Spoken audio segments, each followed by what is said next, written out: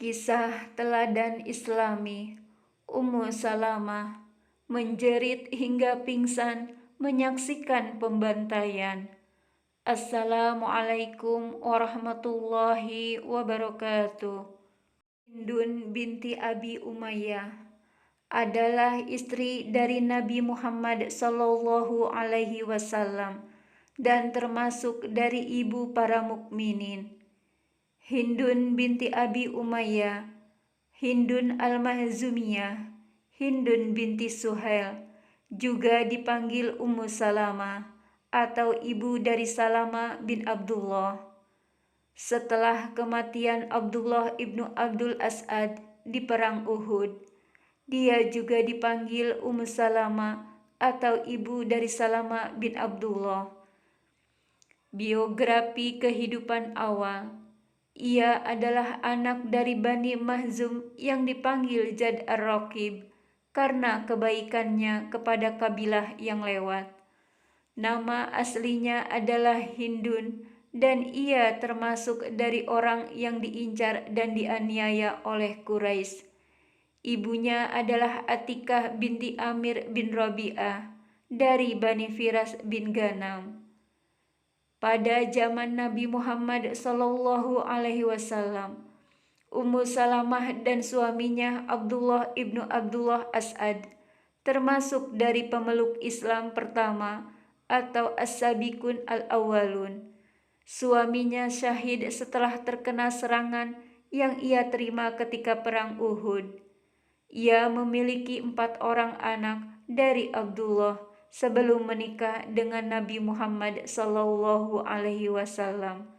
Salamah bin Abdullah, Umar bin Abdullah, Zainab binti Abdullah, Durrah binti Abdullah. Ummu Salamah termasuk salah satu dari 14 wanita yang ikut perang Uhud. Sebagai asisten sahabat dan pejuang Nabi Shallallahu Alaihi Wasallam, wanita yang ikut membantu Nabi di perang Uhud ialah Aisyah binti Abu Bakar, Sofiyah binti Abdul Muthalib, Asma binti Abu Bakar, Fatimah Az-Zahra binti Muhammad Sallallahu Alaihi Wasallam, Nusaibah binti Ka'ab al-Ansariyah, Kaulah binti Azwar as-Sulamiyah, Suhailah binti Milhan al-Ansariyah, Atikah binti Abdul Muthalib, Arwa binti Abdul Muthalib, Ummah binti Abdul Muthalib, Zainab binti Muhammad sallallahu alaihi wasallam, Ummu Hakim binti Abdul Muthalib, dan Rumaisah binti Milhan an-Nazariyah. Setelah kematian Abdullah ibnu Abdul As'ad, dia juga dikenal sebagai Ain al-Arab. Ia yang kehilangan suaminya. Ia tak memiliki saudara dan keluarga di Madinah kecuali anak-anaknya. Tetapi ia ditolong oleh Muhajirin dan Ansor setelah ia menyelesaikan masa idahnya atau masa menunggu bagi wanita yang baik dicerai atau meninggal untuk kembali menikah 4 bulan dan 10 hari. Abu Bakar dan Umar mencoba melamarnya, tetapi ditolak oleh Ummu Salamah. Lalu Nabi Muhammad mencoba untuk melamarnya juga, dan diterimanya. Ummu Salamah menikah dengan Nabi Muhammad ketika berusia 29 tahun. Setelah Rasulullah Shallallahu Alaihi Wasallam wafat dan masa tabi'in dan tabi'ut tabi'in, masa Khalafur Rasyidin. Di masa Khalifah Rasyidin, Ummu Salamah mendampingi anak dan cucunya, putranya yang memiliki kelebihan ilmu fikih, ialah Umar bin Abi Salamah. Sedangkan putrinya yang ahli fikih ialah Zainab binti Abi Salamah, dan 2 cucunya yang dikenal ahlul faqh, yaitu Muhammad bin Umar bin Abu Salamah dan Abu Ubaidah bin Zainab binti Abu Salamah. Ummu Salamah sebagai wanita juga turut bersedih atas terbunuhnya Umar bin Khattab di tangan Abu Lu'lu'ah. Utsman juga seorang yang dulu sempat dididik Ummu Salamah, wafat di tangan Kulaimin bin Sabab. seorang pemberontak. Ia juga sedih kembali saat masa Ali radhiyallahu an dengan Muawiyah dan Aisyah. Ia sedih juga saat Ali radhiyallahu an wafat di tangan Abdurrahman bin Muljam.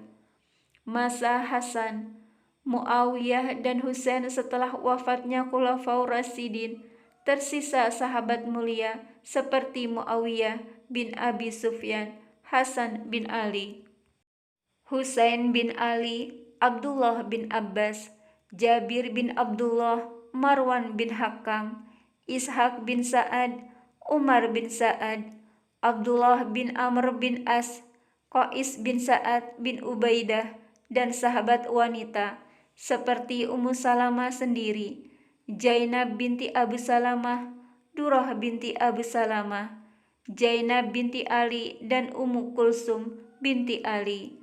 Saat itu, Hasan radhiyallahu an ditunjuk sebagai khalifah kelima setelah Abu Bakar, Umar, Utsman, dan Ali. Namun pendapat ini dinilai kurang baik bagi masyarakat Kufah karena keturunan khalifah harus dipilih. Itu sebabnya Hasan mengundurkan diri dari jabatan berat ini. Ia ingin menjadikan Muawiyah sebagai khalifah. Hasan menunjuk Muawiyah sebagai khalifah pada bulan ke-6. Hasan wafat pada tahun 56 Hijriah. Kemudian Muawiyah wafat dan dimakamkan di Damaskus. Sebelum wafatnya Muawiyah menunjuk Yazid sebagai khalifah, namun beberapa sahabat Nabi menolak dan menilai protes ke Muawiyah. Husain yang saat itu tersisa, Ummu Salamah mengasuh anak-anak dan cucu Rasulullah Shallallahu Alaihi Wasallam.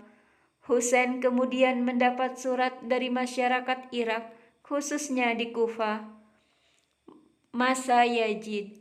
Di masa Yazid banyak memprotes dari kalangan Madani, Maki, dan Sufi. Sementara masyarakat Syam, Kufah, dan Basrah seperti Ubaidillah bin Ziyad dan Syamr bin Jausyan menginginkannya tahun 61 Hijriah. Ahlu bait Rasulullah Shallallahu Alaihi Wasallam yang berjumlah 70 orang ini berangkat ke Kufah.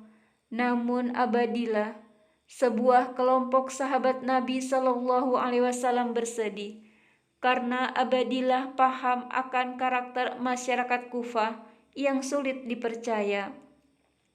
Ubaidillah bin Ziyad, gubernur Irak, mengerahkan 5.000 pasukan di bawah komando seorang pemberontak, yakni Syamr bin Jausyan.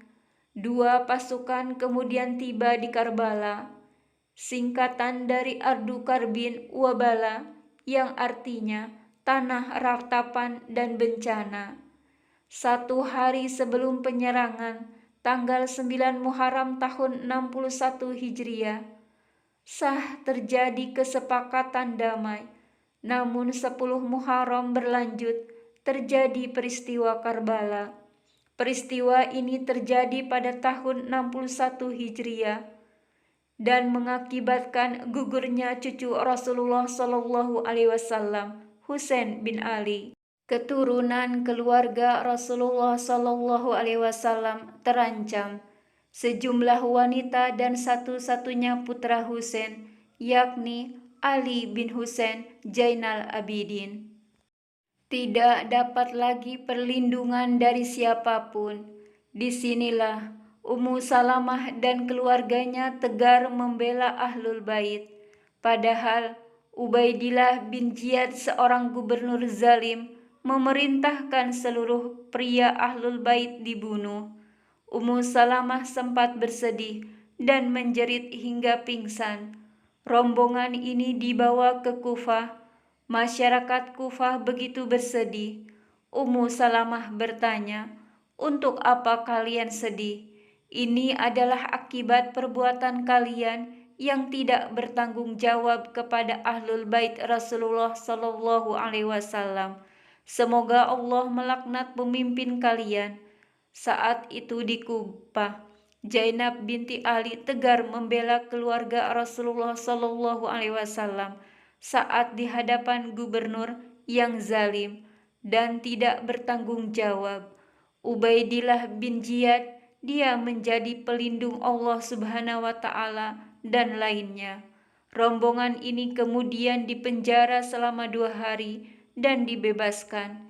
Yazid menawarkan mereka tinggal di Mekah dan Madinah atau di Kufah. Mereka memilih tinggal di Madinah. Ummu Salamah wafat pada usia 84 tahun dan dimakamkan di Baqi, Madinah. Wallahu a'lamu bishawab.